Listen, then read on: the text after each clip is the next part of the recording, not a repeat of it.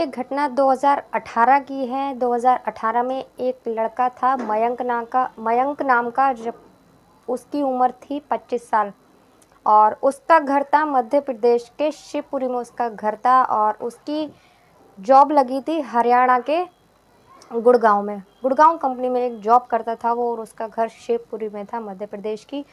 25 साल का वो लड़का था, जो कि जॉब वहाँ थी तो वो वहीं रहा करता था अपने माँ बाप के पास। वो कभी कभी आया करता था।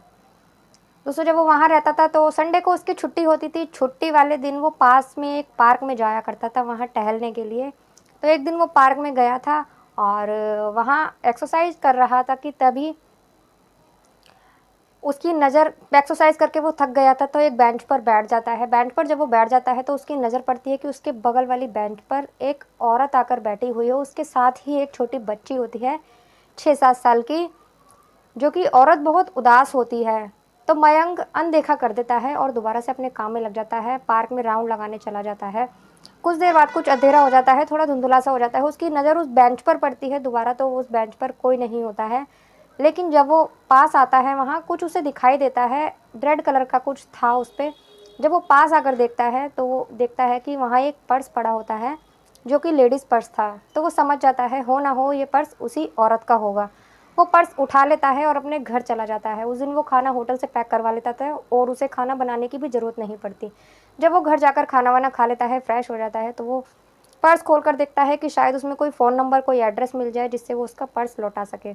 लेकिन उसमें ऐसा कुछ नहीं मिलता। उसमें एक डॉक्टर की स्लिप मिलती है। जो वो देखता है तो उसमें डॉक्टर का एड्रेस होता है। वो डॉक्टर का क्लिनिक उसके घर से आधा किलोमीटर दूरी पर था।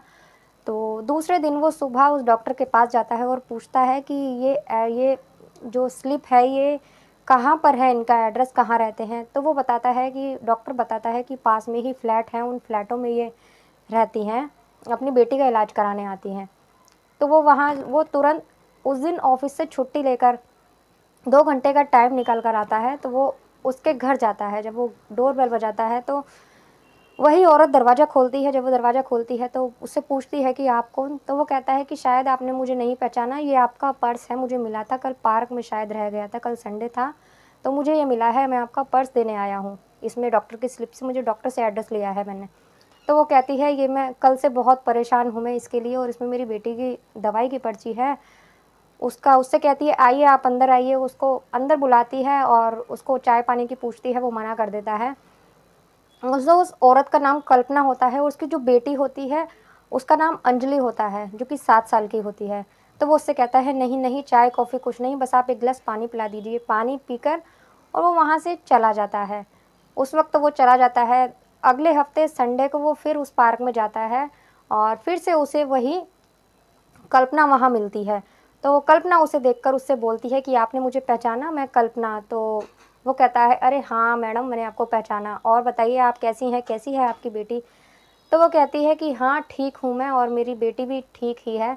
तो वो कहता है और वो डॉक्टर के यहाँ आप संडे को जाते हो, वहाँ क्या डॉक्टर के यहाँ क्या तबीयत ख़राब है आपकी। तो वो कहती है नहीं, अगर ये सब कुछ जानना है तो आप किसी दिन मेरे घर पर आना, तब मैं बताऊँगी। तो वो जब उसकी नेक्स्ट संडे की छुट्टी होती है तो वो उसके घर जाता है और डोरबेल बजाता है। फिर से वो दरवाज़ा खोलती है और अंदर जाता है, बैठता है। जब बातें करती हैं तो वो अपने बारे में सब कुछ बताता है उसे। फिर वो कल्पना बताती है कि 2 साल पहले मेरे पति की एक्सीडेंट से वो गुजर गए हैं और मेरे ससुराल वाले उनकी मौत का जिम्मेदार मुझे ही समझते हैं, इसीलिए उन्होंने मुझे अपनाने से मना कर दिया और मैं अपनी बेटी के साथ इस फ्लैट में रहती हूँ और मैं नौकरी भी करती हूँ और अपनी बेटी का ध्यान रखती हूँ। और वो कहता है कि डॉक्टर के पास, तो वो कहता है डॉक्टर के पास मैं अपनी बेटी का इलाज कराने जाती हूँ क्योंकि मेरी बेटी के दिल में एक छोटा सा छेद है जिसका ऑपरेशन करवाना है मुझे 1 महीने के अंदर, और मुझे पैसों की बड़ी दिक्कत है, इसीलिए मैं बहुत ज़्यादा परेशान हूँ और इस वक्त मैंने ऑफिस से भी छुट्टी ले रखी है कि अपनी बेटी के साथ थोड़ा समय बिता पाऊँ। और मुझे डर भी लगा रहता है क्योंकि अपनी बेटी को अपने पड़ोस के पास छोड़ कर जाती हूँ, मैं जॉब करती हूँ, तो मुझे इसका भी डर लगा रहता है। अभी तो मैंने कुछ दिनों की छुट्टियाँ ले रखी हैं। तो वो पूछता है कि कितना पैसा लगेगा इसके ऑपरेशन में। तो वो बात टाल देती है। कल्पना कहती है थोड़ा मैंने बंदोबस्त कर रहा है, थोड़े की ज़रूरत है तो मैं जल्दी ही कर लूँगी। ये कहता है तो वो फिर से उसके घर बोलकर चला जाता है अच्छा मैं चलता हूँ। वो चला जाता है तो एक दिन वो डॉक्टर के पास जाता है, डॉक्टर से मिलता है और पूछता है अंजलि के बारे में सब कुछ पूछता है कि उसका ऑपरेशन कब है, कितने पैसा लगेगा। तो डॉक्टर उसे बताते हैं कि 1.5 लाख रुपए लगेगा और जितनी जल्दी ऑपरेशन हो जाएगा उतना ही अच्छा रहेगा अंजलि के लिए। तो वो कहता है डॉक्टर आप ऑपरेशन की तैयारी कीजिए और मैं 1 महीने के अंदर पैसे जमा करवा दूँगा, आप जल्दी से जल्दी अंजलि का ऑपरेशन कर दीजिए। वो ऐसा बोलकर चला जाता है। डॉक्टर कल्पना को फ़ोन करते हैं और उसके बारे में बताते हैं सब कुछ कि ऐसे-ऐसे मयंक आया था और वो बोलकर गया है, पैसे देने के लिए बोलकर गया है।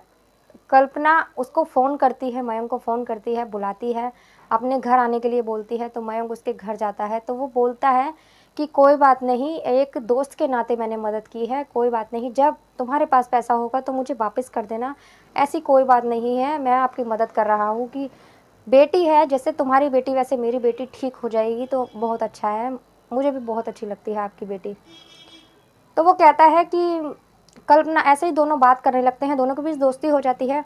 वो उसको कहता है कि अगर आप बुरा ना माने तो एक बात कहूँ, अगर आपको बुरा लगे तो भी प्लीज़ आप मुझे माफ़ कर देना। तो वो कहता है कि मैं तुमसे शादी करना चाहता हूँ और आप मुझे बहुत अच्छी लगती हो, आपकी बेटी भी मुझे बहुत अच्छी लगती है। और तो वो कहती है कि आप मुझ पर तरस दिखा रहे हो। वो कहता है कि ऐसी कोई बात नहीं है, मैं तरस नहीं दिखा रहा, आपकी आदत, आप एक बहुत अच्छी औरत हो, बहुत अच्छी हो, इसलिए मैं आपसे शादी करना चाहता हूँ। अंजलि का ऑपरेशन हो जाए, आपको अगर राज़ी हो आप तो हम लोग अंजलि के ऑपरेशन के बाद शादी कर लेंगे। तो ऑपरेशन होता है उसका, 1 महीने बाद अंजलि का ऑपरेशन हो जाता है।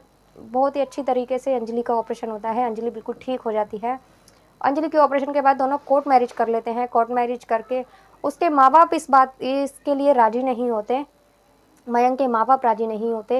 लेकिन धीरे-धीरे करके 1 साल गुज़र जाता है, 1 साल गुज़रने के बाद धीरे-धीरे करके उसके माँ-बाप भी राज़ी हो जाते हैं उन दोनों की शादी से। फिर वो तीनों अंजलि को लेकर दोनों बहुत खुश रहते हैं और उसके माँ-बाप भी खुश होते हैं। फिर वो सारे एक साथ रहते हैं और दोनों बड़ी ही अच्छी तरह से रहते हैं, जीवन बिताते हैं साथ में। दोस्तों आज की कहानी आपको कैसी लगी? अगर अच्छी लगी हो तो प्लीज़ कमेंट कर कर बताइएगा। मिलते हैं अगली किसी वीडियो में एक नई कहानी के साथ, तब तक के लिए बाय बाय। जय माता।